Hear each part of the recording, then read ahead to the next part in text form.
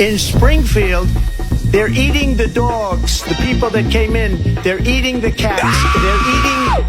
They're eating the pets of the people that live there. And this is what's happening in our country, and it's a shame.